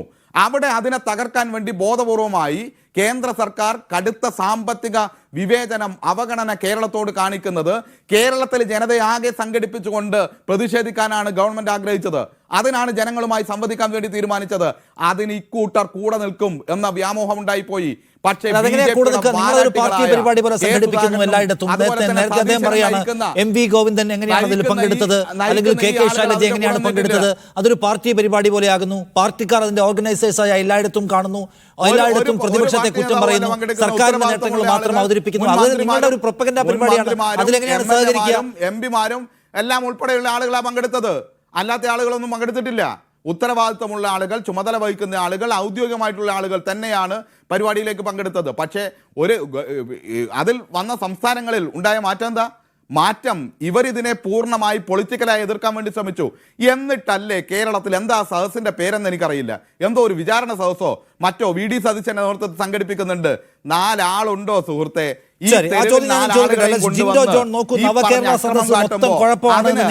അതിന് പകരം എല്ലായിടത്തും ആയിരക്കണക്കിന് ആളുകൾ വന്ന് പങ്കെടുക്കുന്നു, മുഖ്യമന്ത്രിയുടെ പ്രസംഗം കേൾക്കുന്നു, അവിടെ പരാതി കൊടുക്കുന്നു. ഈ നവകേരള സദസ്സിനോട് ജനങ്ങൾക്ക് പുച്ഛമാണെന്ന് ഇന്നും പറയുന്നത് കേട്ടു VD സതീശൻ. നവകേരള സദസ്സിന് ബദലായി നിങ്ങൾ സംഘടിപ്പിക്കുന്ന കുറ്റവിചാരണ സദസ്സിന് അതിൻ്റെ 10-1 ആളുകളെ പങ്കെടുപ്പിക്കാൻ നിങ്ങൾക്ക് കഴിയുന്നില്ല. സർക്കാരിനെതിരായി വലിയ ജനവികാരമുണ്ടെങ്കിൽ ആ ജനവികാരത്തെ ഒരു ജനക്കൂട്ടത്തിന്മേലുള്ള ഭൗതിക ശക്തിയാക്കി കൊണ്ടുവരാൻ നിങ്ങൾക്ക് കഴിയുന്നില്ല. പിന്നെ എവിടെയായി ജനവികാരം ഈ നവകേരള സദസ്സിനെതിരെ ഉണ്ടെന്ന് പറഞ്ഞത്? ഒരു ദിവസം നിങ്ങൾ കരിങ്കൊടി കാണിക്കുമ്പോൾ ഉണ്ടാവുന്ന ചില വിഷ്വൽസ് ആൻഡ് പോലീസ് അറ്റാക്ക്, എത്ര പേരെ പുറത്താക്കി എന്നുകൂടി ചോദിക്കുക. അതിന്റെ കൂടെ ശരി അതും ചോദിക്കുന്നു ജിൻഡോ. എത്ര പേരെ പുറത്താക്കേണ്ടി വന്നു എന്നുകൂടി ചോദിക്കുക. നിഷാദെ എന്തായാലും എനിക്ക് ഞാൻ എടുത്തതിനേക്കാൾ കൂടുതൽ സമയം സജീഷ് പറഞ്ഞിട്ടുണ്ട് കാര്യങ്ങൾ. എനിക്കതിന് മറുപടി പറയാനുള്ള അവസരം തരണം. അതിനുശേഷം നിഷാദ് പറഞ്ഞ കാര്യത്തോട് ഞാൻ ഉത്തരം പറയും. എനിക്ക് ഒറ്റ കാര്യമേ ചോദിക്കാനുള്ളൂ SK സതീഷിനോട്. ഇന്ത്യൻ പാർലമെൻറ്റിനകത്തുനിന്ന് പ്രതിപക്ഷ MP-മാരെ, ഇന്ത്യ മുന്നണിയിൽപ്പെട്ട MP-മാരെ പുറത്താക്കുന്നു. എന്തിൻ്റെ പേരിലാണ്? ഈ സർക്കാരിനെതിരെ, പ്രധാനമന്ത്രിക്കെതിരെ, നരേന്ദ്രമോദിക്കെതിരെ പ്രതിഷേധിച്ചതിൻ്റെ പേരിൽ, പ്രതിഷേധ മുദ്രാവാക്യങ്ങൾ ഉയർത്തിയതിൻ്റെ പേരിൽ. ഇവിടെ കേരളത്തിലും ഇതിന് സമാനമായിട്ടുള്ള സാഹചര്യങ്ങളാണ്. പ്രതിപക്ഷ ശബ്ദങ്ങളെ പുറത്തറിയിക്കാൻ ശ്രമിക്കുന്ന മാധ്യമ പ്രവർത്തകർക്കെതിരെ, മാധ്യമ സ്ഥാപനങ്ങൾക്കെതിരെ നിരന്തര വേട്ടയാടലുകൾ നടത്തുന്ന, നരേന്ദ്രമോദിക്കെതിരെ വിമർശനം ഉന്നയിക്കുന്ന CPM-ന്റെ പ്രതിനിധിയാണ് ഈ ചർച്ചയിൽ എന്നോട് ഒപ്പം ഇരിക്കുന്നത് ഞാൻ പ്രതീക്ഷിക്കുന്നത്. അങ്ങനെയാണെങ്കിൽ ഇന്ന് യൂത്ത് കോൺഗ്രസിൻ്റെ സമര പരിപാടി റിപ്പോർട്ട് ചെയ്തതിൻ്റെ പേരിൽ ഒരു മാധ്യമ പ്രവർത്തകയ്ക്കെതിരെ ഇന്ന് എന്തിനാ കേസെടുത്തതെന്ന് കൂടി നിങ്ങൾ പറയണ്ടേ? മാധ്യമ പ്രവർത്തകരുടെ ജോലിയാണ് സമരങ്ങൾ റിപ്പോർട്ട് ചെയ്യുക എന്നുള്ളത്. അങ്ങനെ റിപ്പോർട്ട് ചെയ്യുന്ന മാധ്യമ പ്രവർത്തകർക്കെതിരെ വരെ ഗൂഢാലോചന കുറ്റത്തിൽ കേസെടുക്കുന്ന സർക്കാർ കേരളം ഭരിക്കുക. എന്നിട്ട് നിങ്ങൾ നരേന്ദ്രമോദിയുടെ ഫാസിസ്റ്റ് നടപടികൾക്കെതിരെ നിങ്ങൾ സമരം ചെയ്യാൻ പോകുന്നു പോലും. ഇനി ഞാൻ എൻ്റെ വിഷയത്തിലേക്ക് അടക്കം. കേരളത്തിൽ കറുപ്പ് ഇട്ടാൽ, കറുത്ത മാസ്ക് അണിഞ്ഞാൽ, കറുത്ത വസ്ത്രം ധരിച്ചാലൊക്കെ പ്രശ്നമാണ്. കേരളത്തിലെ അയ്യപ്പന്മാർക്കോട് പോലും അയിത്തം കാണുന്ന ഒരു സർക്കാരെ കേരളം ഭരിക്കുന്നത്. അതുകൊണ്ടല്ലേ ശബരിമലയിൽ കൃത്യമായിട്ട് ഒരു നടപടിയും സ്വീകരിക്കാൻ പറ്റാത്തത്? മണിക്കൂറോളം ക്യൂ നിൽക്കുകയാണ് അവിടെ ഭക്തർ. ശബരിമല മാസ്റ്റർ പ്ലാൻ എന്ന് പറഞ്ഞ് നിങ്ങൾ തെരഞ്ഞെടുപ്പിൽ വലിയ പ്രഖ്യാപനമൊക്കെ നടത്തിയല്ലോ. എന്തായിരുന്നു നിങ്ങളുടെ മാസ്റ്റർ പ്ലാൻ? ഈ ആയിരക്കണക്കിന് അയ്യപ്പന്മാരെ മണിക്കൂറോളം ക്യൂ നിർത്തുന്നതായിരുന്നു? വെയിലത്ത് കുഴഞ്ഞു വീണ് മരിക്കാനുള്ള സാഹചര്യം ഒരുക്കുന്നതായിരുന്നു നിങ്ങളുടെ മാസ്റ്റർ പ്ലാനിൻ്റെ ഭാഗം? ഇനി ഞാൻ ആ വിഷയത്തിലേക്കൊന്നും കടക്കുന്നില്ല. ഞാൻ ഒറ്റ കാര്യം നേരിട്ട് ചോദിക്കാം. നിങ്ങൾ സതീഷ് തുടക്കം തന്നെ പറഞ്ഞത് കോൺഗ്രസിൽ നിന്ന്, ലീഗിൽ നിന്ന്, മറ്റ് പല പ്രതിപക്ഷ പാർട്ടിയിൽ നിന്നും നവകേരള സദസ്സിൻ്റെ പ്രഭാത ഭക്ഷണത്തിന് ആളുകൾ വന്നു എന്ന്. അത് നിങ്ങളുടെ ഒരു നേട്ടമായിട്ട് പ്രഖ്യാപിക്കുന്നത് എങ്ങനെയാണ്? ഇതൊരു സർക്കാർ പരിപാടിയാണെങ്കിൽ, സർക്കാർ പരിപാടിയുടെ ഭാഗമായിട്ടുള്ള പ്രഭാത സദസ്സിൽ ഏതെങ്കിലും രാഷ്ട്രീയ പാർട്ടിയുടെ ആരെങ്കിലും വന്നാൽ, അത് പ്രതിപക്ഷ പക്ഷത്തുള്ള ആളുകളാണെങ്കിൽ അതൊരു സർക്കാരിന്റെ നേട്ടമാകുന്നത് എങ്ങനെയാണ്? അത് LDF-ന്റെ നേട്ടമായിട്ടോ CPM-ന്റെ നേട്ടമായിട്ടോ നിങ്ങൾ പറഞ്ഞാൽ ഇതൊരു രാഷ്ട്രീയ പാർട്ടിയാണെന്നുള്ള ഞങ്ങളുടെ വാദത്തെ നിങ്ങൾ മറ്റൊരു രീതിയിൽ അംഗീകരിക്കുന്നതാണ്. വിലക്കിയിട്ടും ആളുകൾ പോകുന്നു, പോവാൻ പാടില്ല എന്ന കർശന നിർദ്ദേശം നിങ്ങളുടെ തദ്ദേശ സ്ഥാപനങ്ങൾ ഫണ്ട് അലോക്കേറ്റ് ചെയ്യുന്ന കർശന നിർദ്ദേശം, നിങ്ങളുടെ നേതാക്കളാരും പോകാൻ പാടില്ല എന്ന നിർദ്ദേശം, ഇതൊക്കെ ഉണ്ടായിരുന്നു. എന്നിട്ട് ആളുകൾ പോകുന്നതിനെ കുറിച്ച് സജീഷ് പറയുന്നത് അല്ല, ഞാൻ പറയുന്നത് അത് തന്നെയാണ് നിഷാദെ. ഞാൻ പറയുന്നത് അത് തന്നെയാണ്. ഞങ്ങളുടെ പ്രതിപക്ഷത്തുള്ള ആളുകളെ, മുന്നണിയിലുള്ള ആളുകളോട് ഞങ്ങൾ ഇതുമായിട്ട് സഹകരിക്കേണ്ട എന്നുള്ള പ്രഖ്യാപിത നിലപാടിനോട് ഒപ്പം നിൽക്കാൻ തന്നെയാണ് ഞങ്ങൾ പറഞ്ഞിട്ടുള്ളത്. അതിന് വിരുദ്ധമായിട്ട് പോകുന്ന ആളുകൾക്കെതിരെ നടപടി സ്വീകരിക്കാനുള്ള സംവിധാനം ഇവിടെയുണ്ട്. ഇനി അങ്ങനെ പോകുന്ന ആളുകളെ ഇവർ എൻഡോഴ്സ് ചെയ്യുമ്പോഴാണ് ഞാൻ ചോദിക്കുന്നത്, അങ്ങനെ നവകേരള സദസ്സിന്റെ പ്രഭാത ഭക്ഷണത്തിൽ വന്ന് ഭക്ഷണം കഴിക്കാൻ വരുന്ന ആളുകൾ എങ്ങനെ ഒരു സർക്കാരിന്റെ നേട്ടമാകുന്നത്? അത് വേണമെങ്കിൽ LDF-ന്റെ നേട്ടമായിട്ട് നിങ്ങൾ പറഞ്ഞോ, CPM-ന്റെ നേട്ടമായിട്ട് പറഞ്ഞോ, സർക്കാരിന്റെ നേട്ടം എന്ന് പറയരുത്. അങ്ങനെ പറഞ്ഞാൽ ഇതൊരു സർക്കാർ പരിപാടിയല്ല, പാർട്ടി പരിപാടിയാണെന്നുള്ള ഞങ്ങളുടെ അഭിപ്രായത്തെ നിങ്ങൾ അംഗീകരിക്കുന്നതിന് തുല്യമാണ്. ഇനി അടുത്തത് നിങ്ങൾ പറഞ്ഞത് യൂത്ത് കോൺഗ്രസ് ഇലക്ഷനിൽ വലിയ രീതിയിലുള്ള ക്രമക്കേടുകൾ നടന്നതിന്റെ ജാള്യത മറയ്ക്കാൻ വേണ്ടിയിട്ടാണ് സമരം ചെയ്യുന്നത്. നിങ്ങളുടെ ആഭ്യന്തര വകുപ്പ് മന്ത്രിയുടെ പേര് പിണറായി വിജയൻ എന്നല്ലേ? കേസ് അന്വേഷിച്ചിട്ട് എന്ത് നടപടി എടുക്കാൻ പറ്റിയത്? കോടതിയിൽ ചെന്നിട്ട് ആ കേസ് കീറിക്കളയേണ്ട അവസ്ഥ വന്നില്ലേ? നിങ്ങൾ നടപടികൾ സ്വീകരിച്ചു. യൂത്ത് കോൺഗ്രസ് വ്യാജമായിട്ട് രേഖകൾ ചമച്ച് വന്നിട്ടുള്ള ആളുകൾ അല്ല ഒരു തെറ്റുമില്ല. ഞങ്ങൾക്കൊരു അഭിപ്രായ വ്യത്യാസമില്ലല്ലോ. ഞങ്ങൾ ആരെങ്കിലും പറഞ്ഞോ അവരെയൊക്കെ കേസ് നടക്കുന്നത് ഞങ്ങൾ ഈ സംസ്ഥാന ഗവൺമെന്റിന് ആഭ്യന്തര വകുപ്പിന് കേസെടുക്കാൻ അധികാരമില്ലെന്ന് ഞങ്ങൾ പറഞ്ഞില്ലല്ലോ. കേസെടുക്കട്ടെ, കോടതിയാണല്ലോ തീരുമാനിക്കണ്ടേ. ഇതിൽ തെളിവുകളുണ്ടെങ്കിൽ നിങ്ങൾ ഹാജരാക്കുക, ആ കേസ് എന്തോരുമായി നോക്കുക. ഇനി യൂത്ത് കോൺഗ്രസിൽ ID കാർഡ് നിർമ്മിച്ചതിനെ കുറിച്ച് നിങ്ങൾ പറയുമ്പോൾ മരിച്ചു പോയവനെയും ജനിക്കാനിരിക്കുന്നവന്റെയും വരെ ID കാർഡ് ഉണ്ടാക്കി കള്ള വോട്ട് ചെയ്ത് ഭരണത്തിൽ വന്ന് പരിചയമുള്ള ആളുകളാണ് ഈ ID കാർഡിനെ കുറിച്ച് വലിയ വിലാപം പറയുന്നത്. ഇനി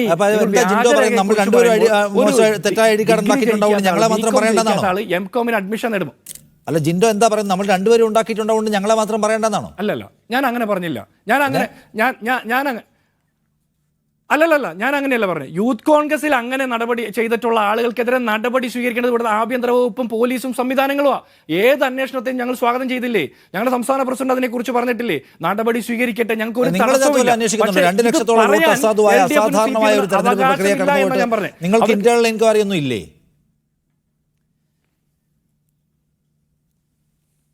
തീർച്ചയായിട്ടും നിഷാദ്, ഞാൻ സജീഷ് പറഞ്ഞ കാര്യങ്ങൾക്ക് മറുപടി പറയാനുള്ള അവസരം എനിക്ക്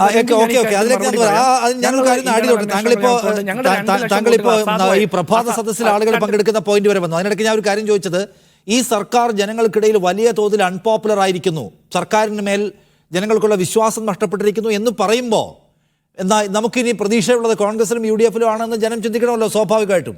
ആ ജനക്കൂട്ടത്തെ ഈ എന്താ പറയുന്നത് കുറ്റവിചാരണ സദസ്സിൽ എവിടെയും കണ്ടിട്ടില്ല. പലയിടത്തും പാതികാലിയായ കസേരകൾ കണ്ടു.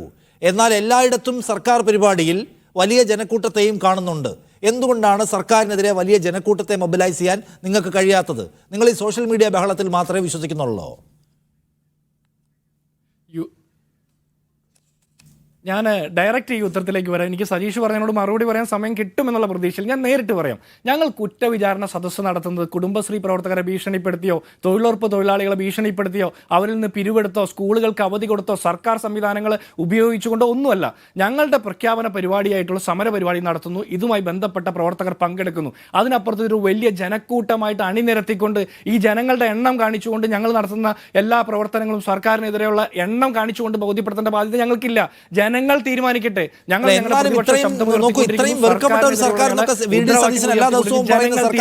എതിരായിട്ട് നിങ്ങൾ സംഘടിപ്പിക്കുന്ന ഒരു പരിപാടിയിൽ ജനപിന്തുണ ഉറപ്പാക്കുക എന്ന ന്യായമായ കാര്യമല്ലേ? ഗവൺമെന്റ് എപ്പോഴും പറയും നോക്കൂ ഈ വലിയ സദസ്സ് കാണൂ എന്നാണ് നവകേരള സദസ്സിനെ കുറിച്ച് എല്ലായിടത്തും പറയുന്നത്. അതിനൊരു കൗണ്ടർ വിഷ്വൽ നിങ്ങൾക്ക് കൊടുക്കാൻ പറ്റണ്ടേ? അല്ല, അതിനുള്ള കൗണ്ടർ വിഷ്വൽ ഇന്നലെ യൂത്ത് കോൺഗ്രസിന്റെ സമരത്തിലുണ്ടായിരുന്നു.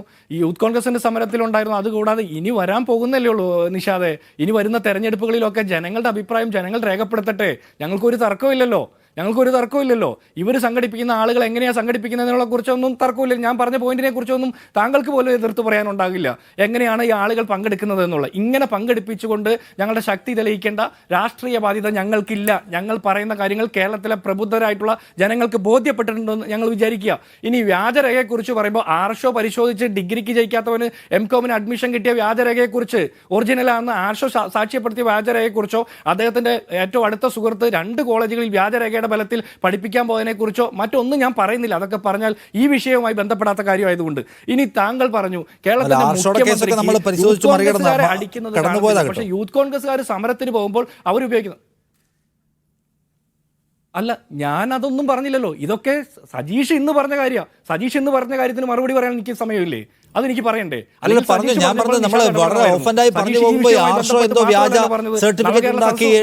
അഡ്മിഷൻ മേടിച്ചെന്നൊക്കെ പറയുന്നത് അത് നേരത്തെ ഉണ്ടായിരുന്ന ഒരു ആക്ഷേപമാണ്. അതിന്റെ വസ്തുത വെളിപ്പെട്ട് വന്നാണെന്ന് ഞാൻ പറയാം. ഇത്രേ ഉള്ളൂ. അല്ലല്ല, ആർഷോ ഉണ്ടാക്കി അഡ്മിഷൻ മേടിച്ചു എന്നല്ല പറയാം. നിഖിൽ തോമസ് കായംകുളം MSM കോളേജിലെ നിഖിൽ തോമസ് BCom ജയിക്കാതെ MCOമിന് അഡ്മിഷൻ നേടിയത് യൂണിവേഴ്സിറ്റി ആ വിദ്യാർത്ഥിയെ ഡീബാർ ചെയ്തു. ആ വിദ്യാർത്ഥിയുടെ BComന്റെ സർട്ടിഫിക്കറ്റ് ഒറിജിനൽ ആണെന്ന് എൻഡോഴ്സ് ചെയ്ത് സംസ്ഥാന SFIയുടെ സെക്രട്ടറി ആർഷോയാണ്. അത് ഇപ്പോഴും അങ്ങനെ തന്നെ വസ്തുതയായിട്ട് നിലനിൽക്കുകയാണ് നിഷാദെ. അതവിടെ നിൽക്കട്ടെ. ഇനി കേരളത്തിന്റെ മുഖ്യമന്ത്രി യൂത്ത് കോൺഗ്രസ്സുകാരുടെ തല അടിച്ചു പൊട്ടിക്കാൻ അദ്ദേഹത്തിന്റെ ഗൺമാൻ തലയ്ക്ക് മുകളിലൂടെ ലാത്തി വീശുന്നത് കാണുന്നില്ല. പക്ഷേ യൂത്ത് കോൺഗ്രസ്സുകാർ സമരത്തിന്റെ ഇടയ്ക്ക് ഉപയോഗിക്കുന്ന മൊട്ടയും അല്ലെങ്കിൽ മറ്റേതെങ്കിലും സമരമാർഗത്തെക്കുറിച്ച് കൃത്യമായിട്ട് കാണുന്ന മുഖ്യമന്ത്രിക്ക് റെറ്റിനൽ ഡിറ്റാച്ച്മെന്റ് എന്ന് പറഞ്ഞൊരു അസുഖമുണ്ടോ എന്ന് എനിക്ക് സംശയമുണ്ട്. ചില പ്രത്യേക സമയത്ത് കാഴ്ചയ്ക്ക് മുമ്പിൽ പ്രത്യേക കർട്ടൻ വീഴുന്ന രീതിയിലുള്ള രോഗം. അതുകൊണ്ടാണ് കേരളത്തിന്റെ മുഖ്യമന്ത്രിക്ക് കൃത്യമായിട്ട് ഒന്നും കാണാൻ പറ്റാത്തത്. 4-5 ദിവസക്കാലമായിട്ട് മാധ്യമങ്ങൾ കാണുന്നില്ല, ദൃശ്യമാധ്യമങ്ങൾ കാണുന്നില്ല, പത്രമാധ്യമങ്ങൾ വായിക്കുന്നില്ല. കേരളത്തിന്റെ മുഖ്യമന്ത്രിക്ക് ആരെങ്കിലും ആ ഒരു സഹായമെങ്കിലും ചെയ്തു കൊടുക്കണം. ഇനി സമരങ്ങളെ കൈകാര്യം ചെയ്യുന്ന രീതിയെക്കുറിച്ച് സജീഷ് ഇവിടെ പറഞ്ഞ് KSUവിന്റെ സമരവും യൂത്ത് കോൺഗ്രസിന്റെ സമരവും പോലീസ് കൈകാര്യം ചെയ്ത രീതിയും കാലിക്കറ്റ് യൂണിവേഴ്സിറ്റിയിൽ SFIയുടെ സമരം കൈകാര്യം ചെയ്ത രീതിയൊക്കെ നമ്മൾ കണ്ടതല്ലേ. അപ്പോൾ നമ്മൾ അതിനെക്കുറിച്ച് കൂടുതൽ പറയണോ? നമുക്ക് അംഗൻവാടിയിലെ ആയമാർ കുട്ടികൾക്ക് കുറുക്ക് കൊടുക്കാൻ കൊണ്ടുപോകുന്നില്ലല്ലേ SFIയുടെ പെൺകുട്ടികളെ കൊണ്ടുപോയത്? KSUവിന്റെ യൂത്ത് കോൺഗ്രസിന്റെ പെൺകുട്ടികളെ അടിച്ച് അവരുടെ വസ്ത്രം കീറി വഴിയിലൂടെ വലിച്ചഴിക്കുന്നത് നമ്മൾ കണ്ടില്ലേ. അപ്പോൾ സമരങ്ങളെ കൈകാര്യം ചെയ്യുന്ന രീതിയെക്കുറിച്ച് പറയണ്ട. പക്ഷേ ഞങ്ങൾ അതിനെ എതിർക്കുന്നില്ല. സമരം ചെയ്യാൻ ഇവിടുത്തെ യൂത്ത് കോൺഗ്രസ്സുകാർക്ക്, KSUക്കാർക്ക്, DYFIക്കാർക്ക്, യുവമോർച്ചക്കാർക്ക് എല്ലാവർക്കും അവകാശമുണ്ട്. സമരങ്ങളെ പോലീസ് കൈകാര്യം ചെയ്യട്ടെ. DYFIക്കാർക്ക് ഇവിടെ എന്താ റോള് എന്നാണ് എനിക്കറിയേണ്ടത്. നിങ്ങൾ ഗവർണറുടെ കാറിന്റെ മുമ്പിൽ ചാടി കരിങ്കൊടി കാണിച്ചത് പ്രഖ്യാപിച്ചിട്ടില്ലല്ലോ. ഞങ്ങൾ ഇന്ന വഴി വന്ന് കരിങ്കൊടി കാണിക്കുമെന്ന് പ്രഖ്യാപിച്ചില്ലല്ലോ. അപ്പൊ ചില സമയത്ത് യുവജന വിദ്യാർത്ഥി സംഘടനകൾക്ക് പ്രഖ്യാപിക്കാതെയും സമരം നടത്താൻ മുഖ്യമന്ത്രിയുടെ ഗൺമാൻ പരിധി ലംഘിച്ച് വന്ന് സമരക്കാരെ വൈരാഗ്യ ബുദ്ധിയോടെ തല്ലുന്ന ദൃശ്യം ഭയങ്കര ഡിസ്റ്റർബിംഗ് ആയിട്ടുള്ള വിഷയമായിരുന്നു. അതൊരിക്കലും പാടില്ലാത്ത ഒന്നാണ്. അന്വേഷണം വേണ്ടതാണ്, നടപടി വേണ്ടതാണ്. ഞാൻ പറയട്ടെ, ഞാനൊന്ന് പറയാം, ഒറ്റ സെക്കൻഡ്. സജീഷ്, അത് വേണ്ടതാണ്. പക്ഷേ മുഖ്യമന്ത്രി ചോദിച്ചപ്പോൾ അദ്ദേഹം അത് കണ്ടിട്ടില്ല. അതായത് സർക്കാരിൻ്റെ ഭാഗമായി നിൽക്കുന്ന ആളുകൾ ചെയ്യുന്ന അതിക്രിയകളെ കാണാതിരിക്കുക, എന്നിട്ട് ഗോട്ടിയെക്കുറിച്ചൊക്കെ അദ്ദേഹം ഡീറ്റെയിൽ ആയി സംസാരിക്കുക.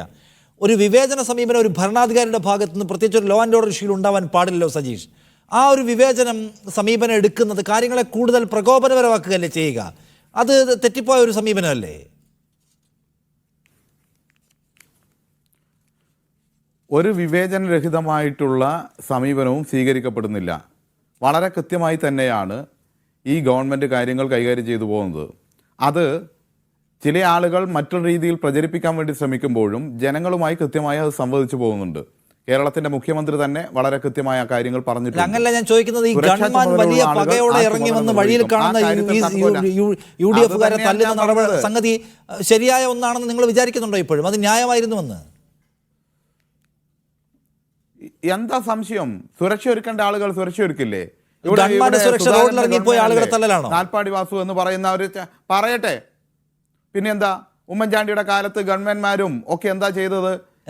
സുരക്ഷാ ഉദ്യോഗസ്ഥന്മാരൊക്കെ ഈ കരികൊടി കാണിക്കുമ്പോഴും മറ്റുമൊക്കെ വാഹനത്തിലിരുന്ന് കാഴ്ച കാണുമായിരുന്നോ?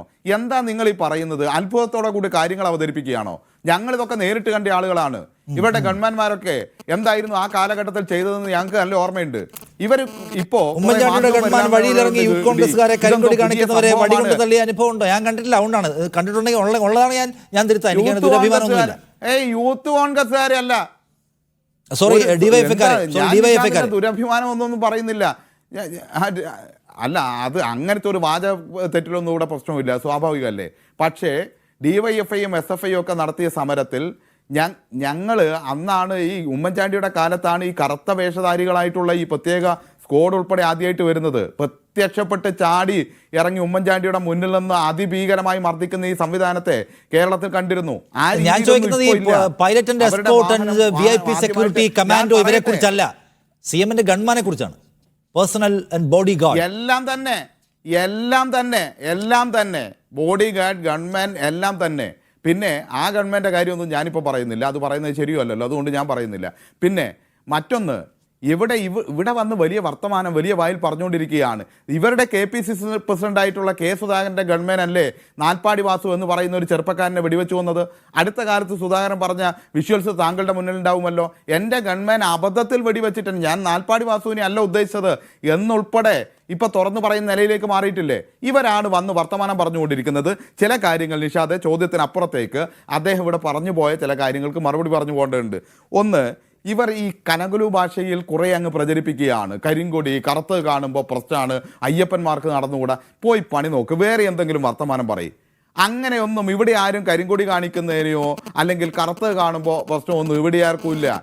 നിങ്ങൾക്ക് തന്നെ അറിയാം, നിങ്ങളുടെ കൂട്ടത്തിലുള്ള ഒരു മാധ്യമ ബസ്സിൽ വെച്ച് സംസാരിച്ചുകൊണ്ടിരിക്കുകയോ കണ്ടില്ലേ ഇതാ കരിങ്കൊടി കാണിക്കുന്നു, ഇനി ഞാൻ കാണിച്ചു തന്നില്ല എന്ന് പറയണ്ട എന്ന് മുഖ്യമന്ത്രി പറയുന്നത് കേരളം കണ്ടിട്ടുള്ളതാണ്. ഇതൊന്നും ഒരു വിഷയമുള്ള കാര്യമല്ല. ഈ ഉമ്മൻചാണ്ടിയുടെ കാലത്ത് എന്തായിരുന്നു? ആദിവാസികളുടെ അരക്കച്ച അഴിച്ചിട്ടില്ലേ വയനാട്ടിൽ, കറുപ്പാണ് എന്നുള്ളതിൻ്റെ പേരിൽ? ഇതൊക്കെ നമുക്കറിയാവുന്ന കാര്യമാണ്. എന്നിട്ട് ഇവിടെ വന്നിട്ട് കുറേ കാര്യങ്ങൾ വ്യത്യസ്തമായിട്ട് അങ്ങ് അവതരിപ്പിക്കുകയാണ്. പിന്നെ ഒരു കാര്യം, യൂത്ത് കോൺഗ്രസിൻ്റെ ഈ തെരഞ്ഞെടുപ്പുമായി ബന്ധപ്പെട്ട കാര്യങ്ങളെ മറ്റു പലതുമായി ബന്ധപ്പെടുത്തി സമീകരിക്കാനാണ് ഇറങ്ങിയിരിക്കുന്നത്. ഇപ്പം നിങ്ങളുടെ പ്രസിഡന്റ് ഉണ്ടല്ലോ, നിങ്ങളുടെ കൂട്ടത്തിലുള്ള ചില ആളുകൾ തന്നെ അദ്ദേഹത്തെ വിളിക്കുന്നത് വ്യാജ പ്രസിഡന്റ് എന്നാണ്. കാരണം എന്താണെന്നറിയോ? സാധാരണതയിൽ നിങ്ങളുടെ നിയമപ്രകാരം ഒന്നാമത്തെ ആൾക്ക് കിട്ടുന്ന ആൾക്ക് എന്തെങ്കിലും കുഴപ്പമുണ്ടെങ്കിൽ രണ്ടാമത്തെ ആളെ പ്രസിഡന്റ് ആക്കാം. രണ്ടാമത്തെ ആളെ നോക്കുമ്പോൾ നോട്ടയാണ്, 2 ലക്ഷം നോട്ട. എങ്ങനെയാ വന്നത്? ഈ വ്യാജ ID കാർഡ് വെച്ചിട്ടല്ലേ 2 ലക്ഷം നോട്ട വന്നത്?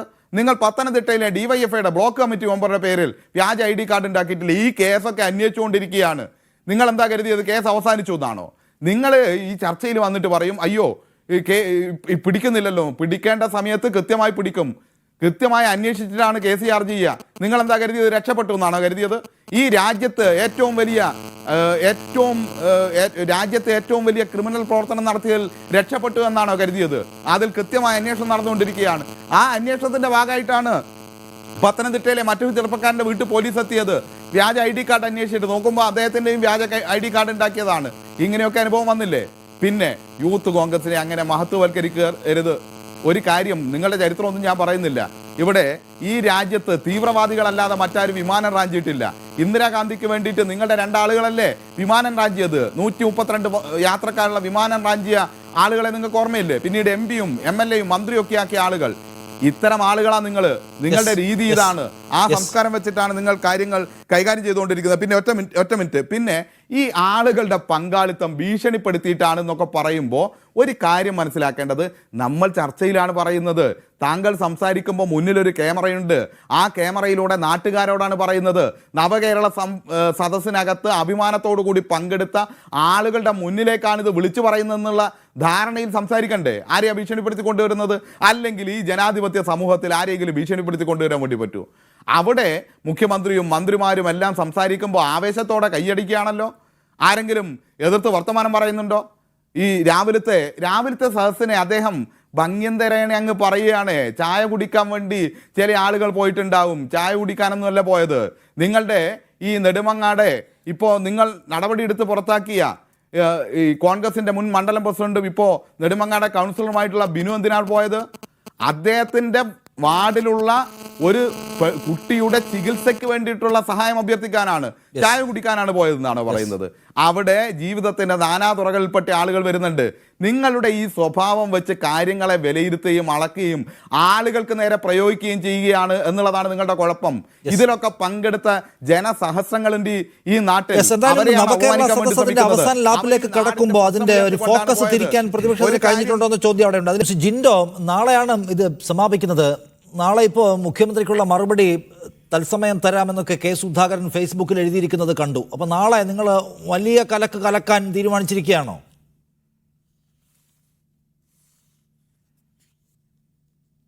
അതെ, അവർ ജനസദസ്സ് എപ്പോഴെങ്കിലും സമാപിക്കട്ടെ. എനിക്കിത് സമാപിക്കുന്നതിന് മുമ്പ് സജീഷ് പറഞ്ഞ കാര്യങ്ങൾക്ക് മറുപടി പറയാനുള്ള സമയം തരണം. സജീഷാണ് കൂടുതൽ കാര്യങ്ങൾ പറയുന്നത്. എനിക്കതിന് പറയാനുള്ള മറുപടി പറയാനുള്ള സമയമെങ്കിലും അനുവദിച്ചു തരണം.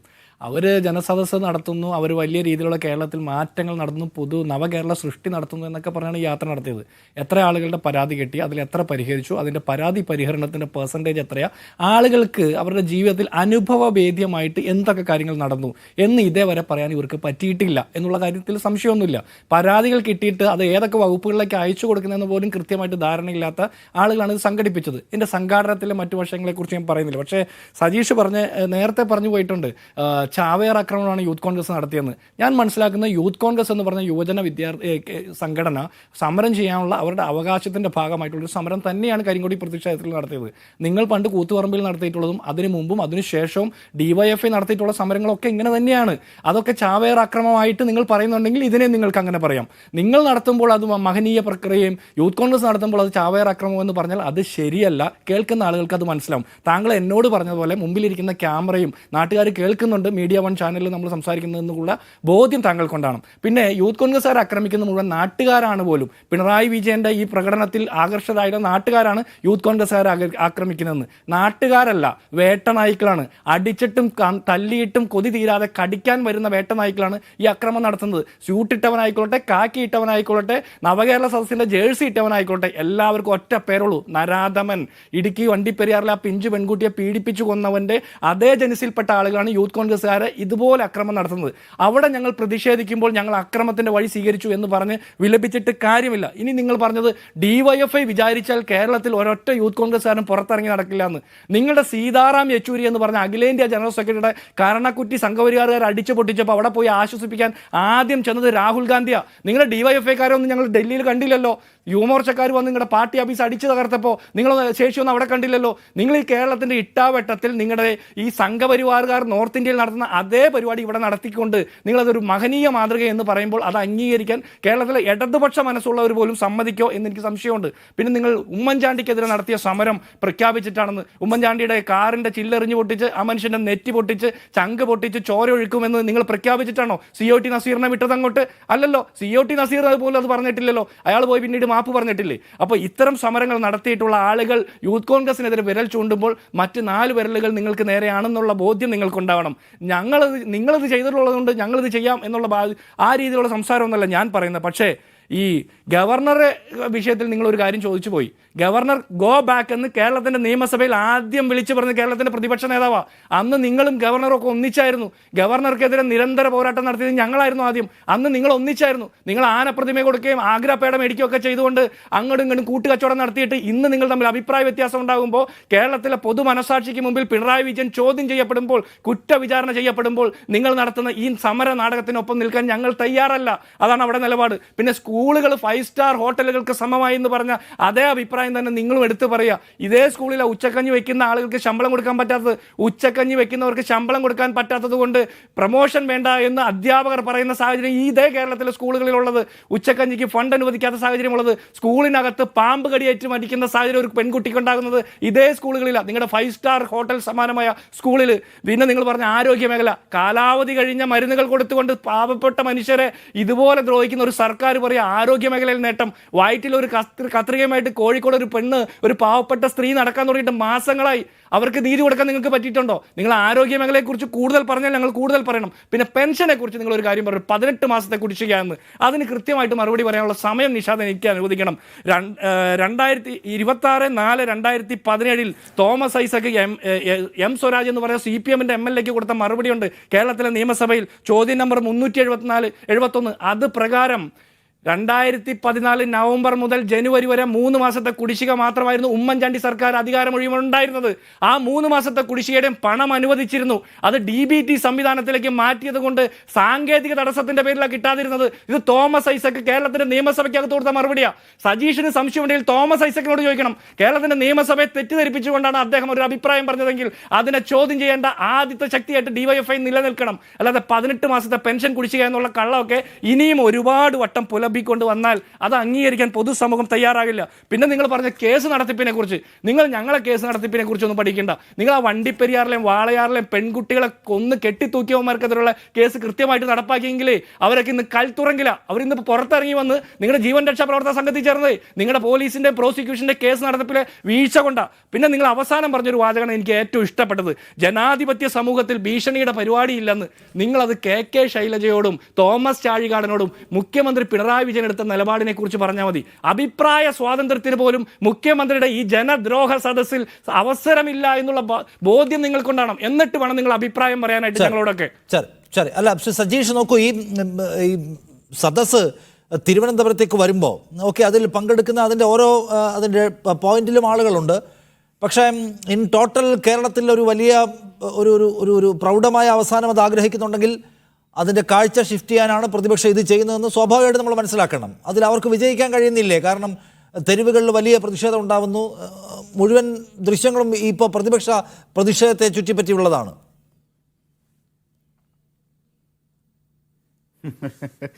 ഈ കാഴ്ച ഷിഫ്റ്റ് ചെയ്യുക എന്നുള്ളതുകൊണ്ട് ഉദ്ദേശിച്ചത് എന്താണെന്ന് എനിക്ക് മനസ്സിലായില്ല. അതായത് കേരളത്തിലെ മാധ്യമങ്ങളുടെ കണ്ണ് അങ്ങോട്ട് എത്തണമെന്നായിരിക്കും. അത് എത്തുന്നില്ലല്ലോ. നമുക്കറിയാമല്ലോ കേരളത്തിലെ പ്രമുഖ മാധ്യമങ്ങളൊക്കെ ഈ ആൾക്കൂട്ടത്തെ വലിയ തോതിൽ കാണിക്കുന്നില്ല, ഈ സദസ്സിൻ്റെ വേദിയെ മാത്രമാണ് കാണിക്കുന്നത്. അത്രയും ശ്രദ്ധാലുക്കളായ മാധ്യമങ്ങളൊക്കെ ഇവിടെ ഉണ്ട്. പക്ഷെ ഞങ്ങളെ സംബന്ധിച്ചിടത്തോളം കാഴ്ച എങ്ങനെയാണ് പറയുക? 10,000-കണക്കിന് ആളുകൾ വരുന്നില്ലേ, അവരുടെ മുന്നിലല്ലേ ഈ പരിപാടി നടക്കുന്നത്, പിന്നെ എങ്ങനെയാണ് കാഴ്ച പറയുക? അതുകൊണ്ട് അത്തരം ആശങ്കകൾ ഞങ്ങൾക്കില്ല. ഞങ്ങൾ മാധ്യമ പരിലാളനയേറ്റ് വളർന്നവരല്ല. ഇവിടെയുള്ള ചില മാധ്യമങ്ങളുടെ കണ്ണിലൂടെ ഞങ്ങൾക്ക് അനുകൂലമായി എന്തെങ്കിലും സംരക്ഷണം ചെയ്യപ്പെടും എന്ന് പ്രതീക്ഷിക്കുന്നവരുമല്ല. എന്തെങ്കിലും അങ്ങനെ ചില അത്ഭുതങ്ങൾ സംഭവിച്ചാൽ അതവിടെ കിടക്കട്ടെ എന്ന് മാത്രം കരുതുന്നവരാണ് ഞങ്ങൾ. അതുകൊണ്ട് ഇവർ വിചാരിച്ചാൽ കാഴ്ച മറക്കാൻ വേണ്ടി കഴിയില്ല. കാരണം ഓരോ മണ്ഡലത്തിലെയും 10,000-കണക്കിന് ആളുകളാണ് വന്നുകൊണ്ടിരിക്കുന്നത്. അവരുടെ മുന്നിൽ മറക്കാൻ ഇവർക്ക് സാധ്യമല്ല എന്നുള്ളത് ഒരു കാര്യം. ഞാൻ പറഞ്ഞ സജീഷ് പറയുമ്പോൾ മാധ്യമങ്ങളൊക്കെ പറയാം, പക്ഷെ ഒരു മണ്ഡലം എന്ന് വെച്ചാൽ ഒരു മണ്ഡലത്തിൽ എത്ര ആളുകളുണ്ട്, അതിൽ 10,000 പേര് ഒരു പരിപാടി പങ്കെടുക്കാൻ വന്നാലും ബാക്കിയുള്ള ആളുകളിലേക്കും അതിന് സന്ദേശം എത്തണമല്ലോ. അപ്പം ഞാൻ പറഞ്ഞു ഇൻ ടോട്ടൽ പ്രതിപക്ഷം ഇതിന് കൊല്ലം നിങ്ങൾ അവരെ കണ്ണൂർ മുതൽ കൊല്ലം വരെ അവരെ നിങ്ങൾ അടിച്ചു.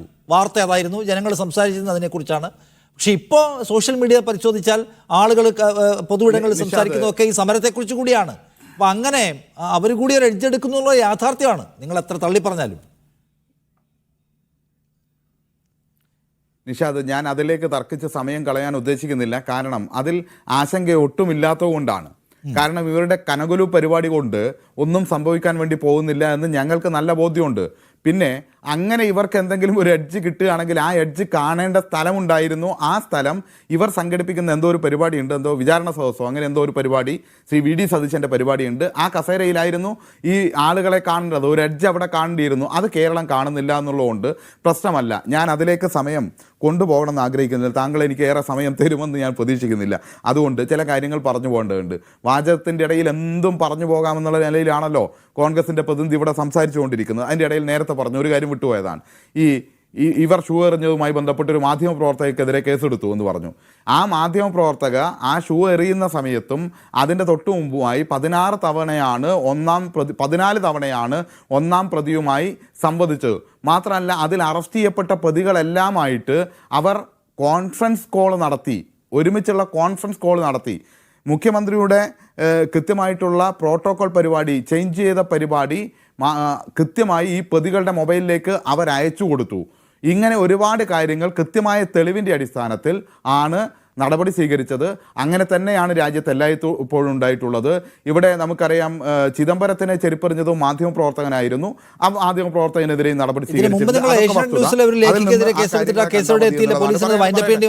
ഓർക്കണം. അന്ന് നിങ്ങൾ വലിയ ഗുരുതരമായ സംഗതിയാണ് എന്ന പേരിലൊക്കെ ന്യായവാദം പറഞ്ഞവരാണ്. നിഷാദെ, അല്ല ആ വർഗപരമായി താങ്കൾ കാണിക്കുന്ന ബോധത്തെ ബഹുമാനിക്കുന്നു. പക്ഷേ ഇന്നലെ കൈരളിയുടെ മാധ്യമപ്രവർത്തകനെ പാലക്കാട് വെച്ച് കഴിഞ്ഞ ദിവസം അതിക്രൂരമായി യൂത്ത് കോൺഗ്രസ്സുകാർ മർദ്ദിച്ചപ്പോൾ നിങ്ങൾക്ക് ആ ബോധമില്ല. ഇവിടുത്തെ ഗവർണർ ഗെറ്റ് ഔട്ട് അടിക്കുമ്പോൾ മീഡിയ വണ്ണും കൈരളിയും പുറത്ത് എന്ന് പറയുന്ന സമയത്ത് നിങ്ങളുടെ കൂട്ടത്തിലുള്ള മറ്റു മാധ്യമപ്രവർത്തകർ എന്നാൽ താങ്കളും പുറത്ത് എന്ന് പറയാൻ തയ്യാറാകുന്നില്ല എന്നുള്ളത് കൊണ്ട് നിങ്ങൾ ആ പറയുന്ന കാര്യത്തിന് വലിയ അർത്ഥമില്ല. അതുകൊണ്ട് നിങ്ങൾ പറയുന്ന കാര്യത്തെ ഞാൻ ആ നിലയിലേ കാണുന്നുള്ളൂ. ഞാൻ നേരത്തെ പറഞ്ഞു ഇത്തരം കാര്യങ്ങളിലേക്ക് പറഞ്ഞ് ഞാൻ സമയം കളയണമെന്ന് ഉദ്ദേശിക്കുന്നില്ല. ചില കാര്യങ്ങൾ അദ്ദേഹം പറഞ്ഞു പോയതിന് മറുപടി പറയേണ്ടതുണ്ട്. പിന്നെ എങ്ങനെയാണ് സമരമെന്ന് പറയുന്നത്? DYFI നടത്തുന്ന സമരം മഷിക്കുപ്പിയുമായി വന്നുള്ള സമരമാണോ? മുളകുപൊടിയുമായി ഉള്ള സമരമാണോ? ഇതെല്ലാം കണ്ടുകൊണ്ടിരിക്കുകയല്ലേ കേരളം. മുളകുപൊടിയും മഷിക്കുപ്പിയുമായി വന്ന് സമരം ചെയ്യുന്നവർ അതല്ല. ഒരു സമരത്തിൻ്റെ മുന്നിൽ എടുക്കുന്ന മുദ്രാവാക്യത്തിനോട് ആത്മാർത്ഥതയുണ്ടെങ്കിൽ അവിടെ സ്വന്തം ചോര ചിന്തിയാലും നാടിന് വേണ്ടി നിൽക്കാൻ വേണ്ടി കഴിയും. അങ്ങനെയാണ് ധീരമായ സമരങ്ങൾ ഈ നാട്ടിൽ നടന്നിട്ടുള്ളത്. അവിടെ ഒരുപാട് ചോര ചിന്തിയിട്ടുണ്ട്. അതുകൊണ്ടാണ് ഈ നാട് ഇങ്ങനെയായത്. അങ്ങനെ ആയതിൽ പങ്കില്ലാത്തവർ മഷിക്കുപ്പിയുമായി വരും. ആ മഷിക്കുപ്പി ബേബികളാണ് ഇന്ന് കേരളത്തിൻ്റെ ശാപം എന്ന് കരുതിയാൽ മതി. പിന്നെ ഒ ടി നസീർ എന്ന് പറയുന്ന ആളുടെ കാര്യമൊക്കെ ഇവിടെ സൂചിപ്പിച്ചു. ഒന്ന് മനസ്സിലാക്കേണ്ടത്, ഒരു കോൺഗ്രസ്സുകാരൻ പോയിട്ട് നടത്തിയ വിലാപന COT നസീറോ മറ്റോ കോൺഗ്രസ്സുകാരൻ പോയിട്ട് നടത്തിയ മാപ്പും കുമ്പസാരവുമല്ല. കോടതിയിൽ നിന്ന് ആരെയും ശിക്ഷിച്ചിട്ടില്ല. അതിൻ്റെ കൃത്യമായ കാര്യം അറിയണമെങ്കിൽ T സിദ്ദിഖിനോട് ചോദിച്ചാൽ പ്രശ്നം തീരുമെന്നുള്ളതാണ് പറയാനുള്ളത്. പിന്നെ സ്കൂളുകളെക്കുറിച്ചും ആശുപത്രികളെക്കുറിച്ചും പെൻഷനെക്കുറിച്ചും എല്ലാം അദ്ദേഹം പറഞ്ഞു. അതുകൂടി പറഞ്ഞ് ഞാൻ അവസാനിപ്പിക്കുകയാണ്. പ്രിയപ്പെട്ട സുഹൃത്തെ, കോഴിക്കോട് നഗരത്തിൽ എടക്കാൽ ബറ്റാലിയൻ എന്ന് പറയുന്ന ടൊവിനോയുടെ സിനിമ ചിത്രീകരിക്കാൻ ഒരു റിസോർട്ട് രംഗം വേണ്ടിയിരുന്നു. അവസാനം നോക്കിയിട്ട് കിട്ടാഞ്ഞിട്ട് അത് കോഴിക്കോട് ഗവൺമെൻറ് സ്കൂളിൽ വെച്ചാണ് ചിത്രീകരിച്ചത് എന്നുള്ളത് നമ്മുടെ മുന്നിലുള്ള അനുഭവമാണ്. സിനിമ കണ്ടു നോക്കിയാൽ അറിയാം. താങ്കൾ പറഞ്ഞു പാമ്പ് കടിച്ച സ്കൂൾ, നിങ്ങളുടെ കാലത്തുള്ള സ്കൂളാണ്. ആ സ്കൂളിലൊക്കെ ഒന്ന് പോയി നോക്കൂ. ഞാൻ ലിൻഡോ ജോണിനെ വെല്ലുവിളിക്കുകയാണ്. പാമ്പ് കടിയേറ്റ് കുട്ടി മരിച്ചു എന്ന് പറയുന്ന സ്കൂൾ ഇന്ന് കേരളത്തിലെ ഏറ്റവും അത്യന്താധുനിക സ്കൂളാണ്, ഏറ്റവും മികച്ച സ്കൂളാണ്. പിന്നെ ഏറ്റവും മികച്ച ചികിത്സ കേരളത്തിലാണ് നൽകുന്നതെന്ന് കോൺഗ്രസിൻ്റെയോ സതീശൻ്റെയോ അതിൻ്റെ ഭാഗമായി പ്രവർത്തിക്കുന്നവരെയോ സർട്ടിഫിക്കറ്റ് ആവശ്യമില്ല സുഹൃത്തെ. കേന്ദ്ര സർക്കാർ തന്നെ, നീതി ആയോഗ് തന്നെ ഈ രാജ്യത്ത് ഏറ്റവും കൂടുതൽ സൗജന്യ ചികിത്സ നൽകുന്ന, നിങ്ങൾ ആലോചിച്ച് നോക്ക്, ഈ അവയവമാറ്റ ശസ്ത്രക്രിയ ജില്ലാ ആശുപത്രിയിൽ നടത്തുന്നത് ഇന്ത്യയിൽ കേരളത്തിൽ മാത്രമാണ്. ഉമ്മൻചാണ്ടി കാലം, ആളുകളൊന്ന് ഓർക്കാൻ വേണ്ടി പറയുകയാണേ, ഉമ്മൻചാണ്ടിയുടെ കാലത്ത് ഈ ആശുപത്രിയിൽ പോകുന്ന സമയത്ത് ഒരു കുപ്പി കൊണ്ടുപോകും. എന്തിനാണെന്നറിയോ? ഒരു കറുത്ത ദ്രാവകം, പിന്നെ ഒരു വെളുത്ത ഗുളികയും, ഇത് മാത്രമാണ് ഉണ്ടായിരുന്നത്. അതങ്ങ് പൊടിഞ്ഞും പോകും. ഇതിനെ കേരളത്തിലെ ജനങ്ങൾ പറഞ്ഞെന്തായിരുന്നു?